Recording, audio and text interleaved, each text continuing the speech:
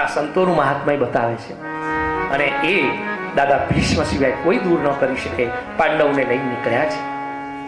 બધા ઋષિઓએ દેવોએ પણ સાંભળ્યું છે કે દાદા ભીષ્મ ઉત્તરાયણ કાળમાં દેહ છોડવાની તૈયારી છે. બધા જ દર્શન કરવા માટે કુરુક્ષેત્રના મેદાનમાં દાદા ભીષ્મ પડ્યા છે.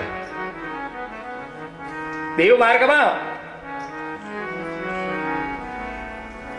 એ લડતા લડતા કોઈ વીરોધ્યો દેવ આવી અને ધરાતલ ઉપર પટકાયો. એવું દિવ્ય સ્વરૂપ દાદાજીનું છે. આજે ભીષ્મનું પાણસૈયા છે. પ્રભુનું સ્મરણ છે. બધા આવ્યા છે, સ્વાગત કરે છે. અને એ સમય ભગવાને દાદાજીના સન્મુખ થયા છે.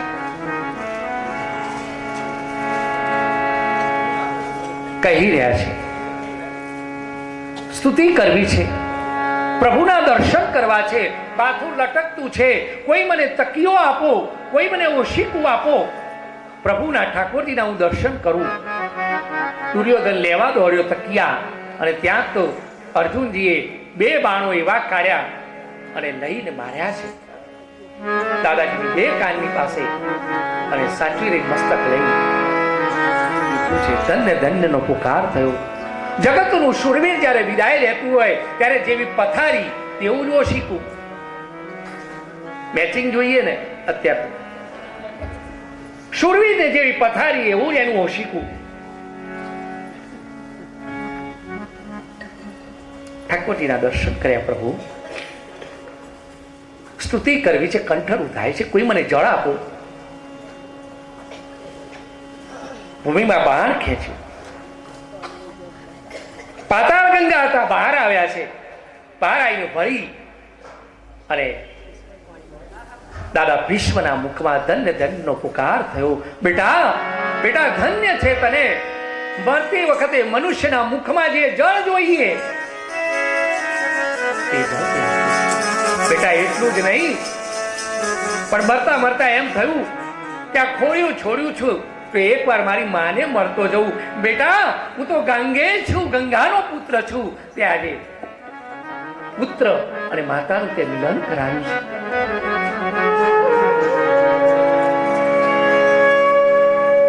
પ્રભુની સ્તુતિ કરો.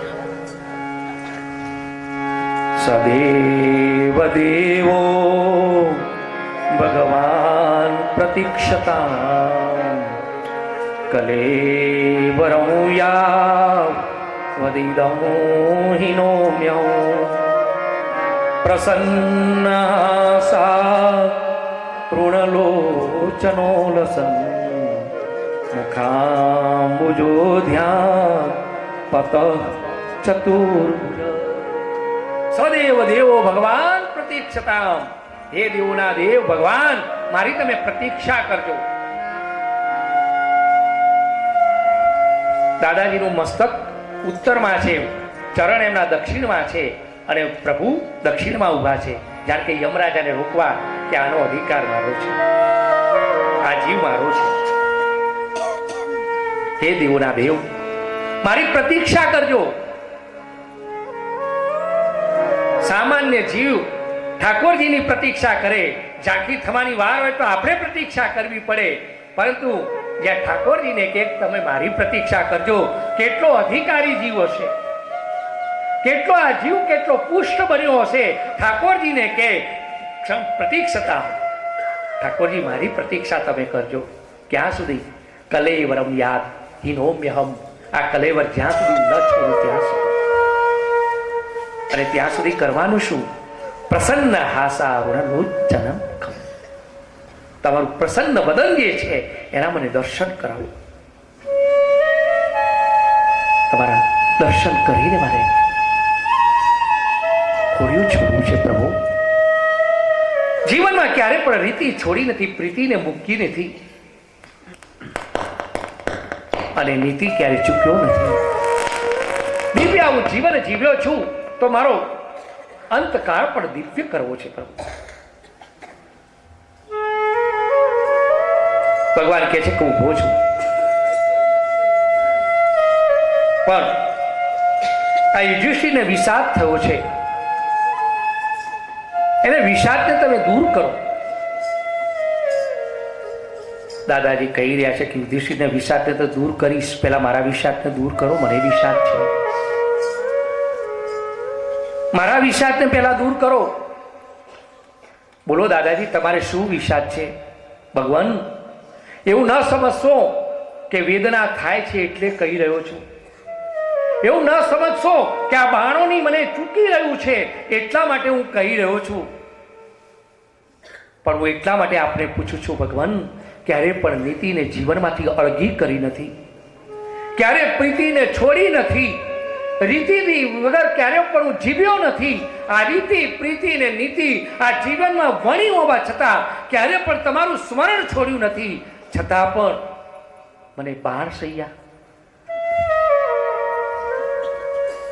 પ્રભુ, હજી પણ કહું છું, એવું ન સમજશો કે વેદના થાય છે એટલે કહી રહ્યું છું. પણ પ્રભુ, નીતિ ને પ્રીતિ અને રીતિથી પણ જીવન જીવનારને જો બાણ સૈયા મળતી હશે, નિરંતર અખંડ તમારું જાપ કરે, તમારું સ્મરણ કરે, એને પણ અંતકાળે જો બાણ સૈયા મળતી હશે તો પ્રભુ તમારું સ્મરણ કરશે કોણ? જીવનમાં નીતિને રાખશે કોણ? જીવનમાં પ્રીતિને વળશે કોણ?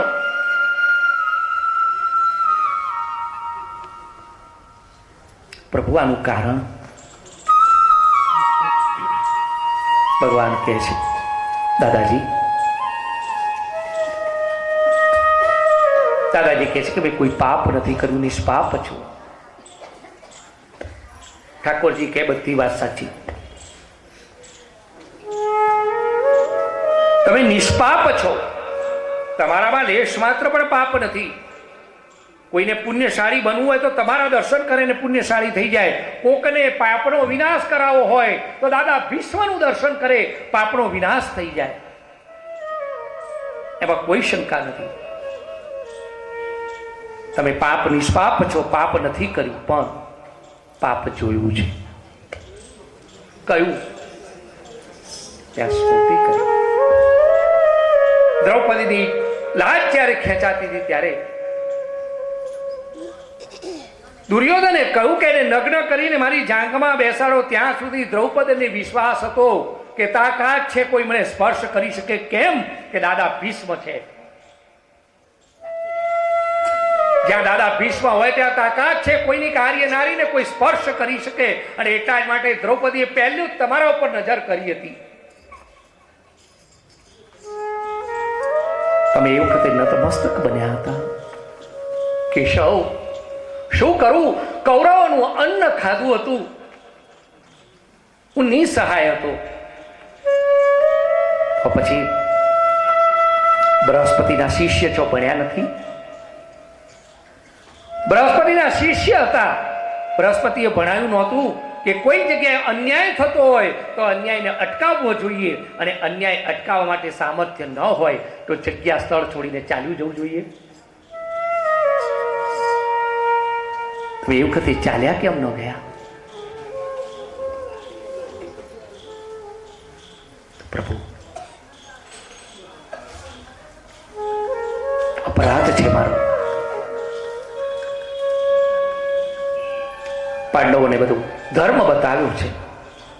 ઉત્તરાયણનો સૂર્ય થવાની તૈયારીમાં દાદાને કલેવર છોડવું છે.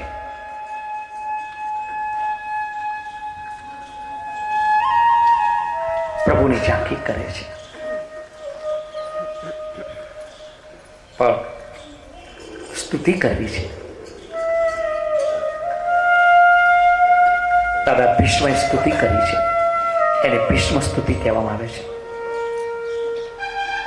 પાકટ ઉંમરે જે બધા બેઠા છે, ઠાકોરજીને જેને શરણું ગ્રહણ કરવું હોય તો આ સ્તુતિ એ ઠાકોરજીમાં રતિ પેદા કરે છે, પ્રેમ પેદા કરે છે, ઠાકોરજીમાં મતિ પેદા કરે છે, અને અંતે ગતિ પ્રાપ્ત થાય છે.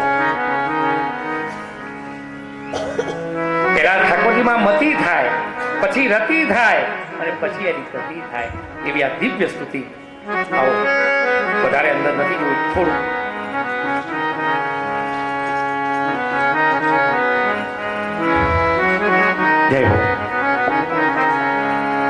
કૃષ્ણ શરણમ મમ, શ્રી કૃષ્ણ શરણમ મમ,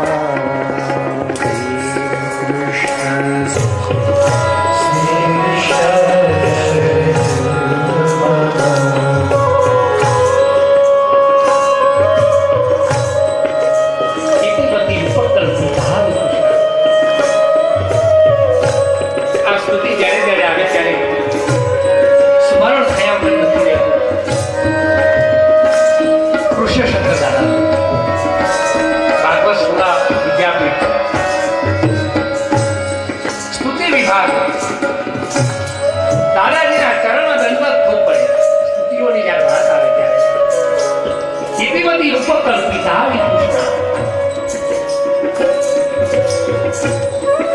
દાદાજી કહી રહ્યા છે, પ્રભુ ઇતિમતી ઉપ, આ મારી મતિરૂપી કન્યાનો તમે હાથ પકડો. અમારી મતિરૂપી કન્યા ક્યારે પણ કોઈનામાં ગઈ નથી, અન્યાશ્રય ક્યારે પણ કર્યો નથી. એ વિતૃષ્ણા છે, કોઈનામાં પણ તૃષ્ણા એને રાખી નથી. ક્યારે પણ એને વ્યભિચાર કર્યો નથી. મારી મતિરૂપી જે દીકરી છે એનો તમે હાથ પકડો. પ્રભુ કે છે ખોટી વાત, તમારી મતિ મારામાં છે એ ખોટી વાત. તમારી મતિ તો તમારી જે બુદ્ધિ જે છે, તમારી દીકરીની જો વાત કરતા તે ભટકતી છે. લોકો કેવું છે, આ ભટકતી છોકરીને કોણ હાથ પકડે? પાંડવો પર બાણ મારતો હતો, પણ બાણે મારે મારા આશીર્વાદ હતા કે જયોસ્તુ પાંડુ પુત્રાણામ, પાંડવોનો જય થજો. પ્રભુ મારી મતિ કશે નથી. સારું, ચલો એનો મારા તરફથી હા તમારી દીકરીને પરણો. પણ દીકરીને પૂછ્યું છે, આ એને આ ગમી શું? તમારા જેવો કાળીઓ, પ્રભુ તમારા જેવો ત્રિભુવન સુંદર કોણ છે?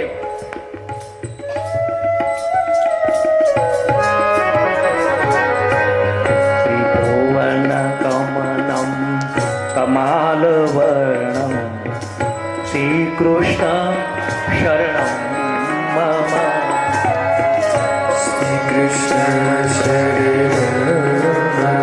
એક 7મા સ્કંદમાં જવું છે, જવાશે નરસિંહ અવતાર સુધી.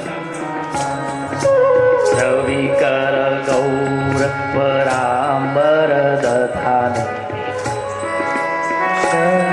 ઝાંખીની દર્શન, ઝાંખીને પરમાત્માનો આરતી આજે કરી લઈશ. પ્રાગટ્યની કથા કદાચ કાલે પણ કરી. જોઈએ ઠાકોરજી શું કરાવે છે.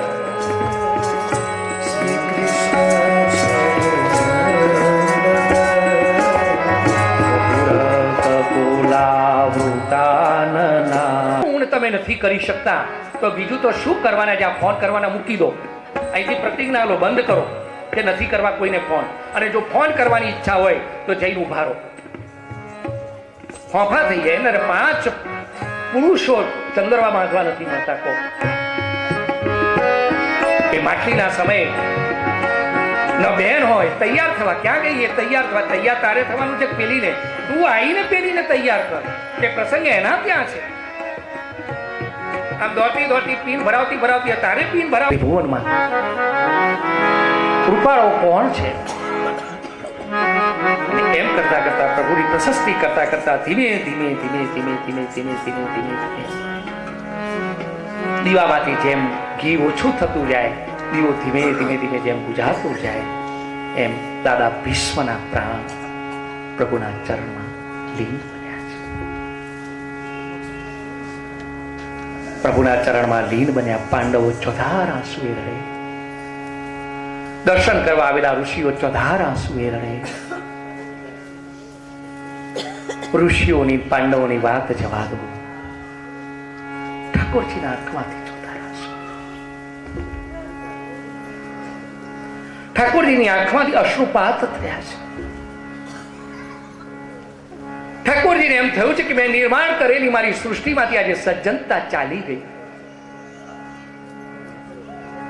મેં નિર્માણ કરેલી મારી સૃષ્ટિમાંથી આજે પ્રીતિ ચાલી ગઈ, મારી રચાયેલી સૃષ્ટિમાંથી પવિત્રતા આજે ચાલી ગઈ, મારી રચાયેલી સૃષ્ટિમાંથી આજે શૌર્યતા ચાલી ગઈ. ઠાકોરજી જયારે અશ્રુપાત કર્યા છે ત્યારે જીવ કેટલો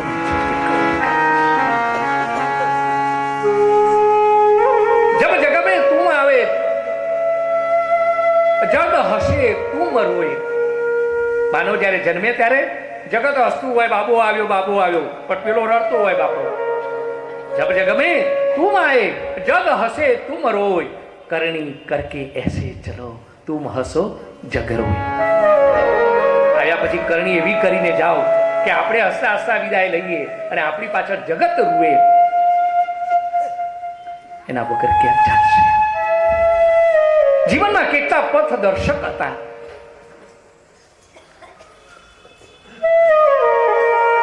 પ્રભુને અસપાત દાદાને નિજાશ્રય બનાવ્યા છે, પોતાનો આશ્રય આપ્યો છે. યુધિષ્ઠિરે ક્રિયાઓ કરાવી છે. પછી તો ઠાકોરજી દ્વારકા ગયા છે. અહીં દિવ્ય સમયકાળ આવ્યો છે અને એક દિવ્ય ઘટના બની છે કે ઉત્તરાના ગર્ભ જે પોષાઈ રહ્યો હતો એ ગર્ભમાં અનુકૂળ નક્ષત્રમાં અનુકૂળ વાતાવરણ તિથિ ગ્રહવાર તિથિએ એક દિવ્ય બાળકનું પ્રાગટ્ય થયું છે. યુધિષ્ઠિરે બધા બ્રાહ્મણ દેવોને બોલાવ્યા છે. બ્રાહ્મણ દેવો આવ્યા છે. આ બાળક જેવું પ્રગટ થયું એવું ચકર વકર ચારે કોર જોઈ રહ્યું છે. પરિતઃ ઈક્ષતે, ચારે કોર જોઈ રહ્યું છે. શું જુએ છે? કે જે માના ગર્ભમાં મારી રક્ષા કરવા આવ્યું હતું તે જ ક્યાં છે? અને પરિતઃ ઈક્ષતે, ચારે કોર જ્યાં જુએ છે ત્યાં જય જયકાર થયો. પરીક્ષિત મહારાજ કી, પરીક્ષિતનું પ્રાગટ્ય થયું. બ્રાહ્મણોએ ભવિષ્ય કથન કર્યા છે, આશીર્વાદ આપ્યા છે, એમને સંતોષ આપી અને યુધિષ્ઠિરે વિદાય કર્યા છે. અહીં એક દિવસ વિદુરજી યાત્રાએ ગયા હતા, તે આવ્યા છે અને વિદુરજી ધૃતરાષ્ટ્રને લઈને ગયા છે. અહીંયા યુધિષ્ઠિરને થાય છે કે આ વડવાઓ ગયા ક્યાં? કદાચ અમારી સેવામાં કોઈ ઉણપ થઈ હશે. રડી રહ્યા છે.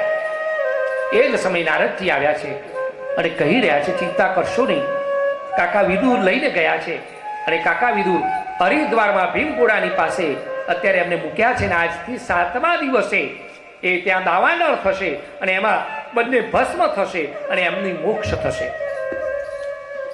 ધૃતરાષ્ટ્રના મોક્ષની કથા ભાગવતમાં છે. કારણ કે ધૃતરાષ્ટ્રના મોક્ષની કથા એટલા માટે લખી કે પરીક્ષિતનો મોક્ષ કરાવવો છે. એટલે જે જીવાત્માની આગળની 3 પેઢીનો મોક્ષ ન થયો તે જીવાત્માનો મોક્ષ ન થાય. આ પરંપરા છે અને એટલા જ માટે પરીક્ષિતનો મોક્ષ કરાવવા માટે ધૃતરાષ્ટ્રનો મોક્ષ કરાવ્યો છે. અને નારદજી કહી રહ્યા છે ચિંતા કરશો નહીં અને તમે પણ થોડા સમય પછી પ્રભુ લીલા સંવરણ કરવાના છે અને આ ધરાતલ છોડીને તમે પણ હિમાલય હાડ ગાળવા માટે નીકળી જજો. સૂચન કર્યા છે. સમય ગયો છે. અહીં એક દિવસ યુધિષ્ઠિર વલોપાત કરે છે કે મને અપશુકનો થયા કરે છે. ભીમસેન, હું મંદિરોમાં ઝાંખી કરવા જઉં ત્યારે મૂર્તિઓમાંથી અશ્રુ વહેતા લાગે છે. ગાયની આંચળમાંથી દૂધની જગ્યાએ લોહીની ધારાઓ વહે છે. હું જઉં છું ત્યારે ગધેડા ભૂકાય છે. અનેક અપશુકનો થાય છે. સરિતાના નીર દુર્ગંધ મારે છે. મને વારે વારે હૃદયમાં કંપારી થાય છે. મને એમ થાય છે કે આ નારદજી જે કહીને ગયા હતા એ અવસર તો નહીં આવી ગયો હોય. અને જુઓ ને ભીમસેન, તને શું કહું? મને એમ લાગે છે કે આ ભગવદ વિહોણી ધરતી થઈ લાગે છે, નહીતર આવું ન બને. કાલે જો ને સભામાં બેઠો હતો ત્યાં એક બ્રાહ્મણને વણિક આવ્યા હતા. એ વણિક એમ કે છે કે આ બ્રાહ્મણને મેં ઘર વેચ્યું ત્યારે અને એ ઘરમાંથી જે કંઈ દર દાગીના જે નીકળ્યા છે એ બધા મારા છે. મેં તો એને ઘર વેચ્યું છે. આ વણિક કહે છે કે આ ધન મારું છે. આ બ્રાહ્મણ કહે છે કે આ ધન હું તને ન આપું, આ મારું છે. ભીમસેન, ચોક્કસ મને એવું લાગે છે કદાચ પરમેશ્વરે લીલા સંવરણ તો નહીં કર્યું હોય તો જ આવું બને. કારણ કે આ લોકો જ થોડા મહિના પહેલા મારી પાસે આવ્યા હતા અને આ બ્રાહ્મણ એવું કહેતો હતો કે મેં તો આ વણિક પાસેથી ઘર લીધું હતું અને એ ઘરના ખોદકામમાંથી જે કંઈ ધન મળ્યું એ વણિકનું હોવું જોઈએ, આ મારું ધન નથી. અને વણિક કહે છે કે મેં તો તમને હવે કૃષ્ણાર્પણ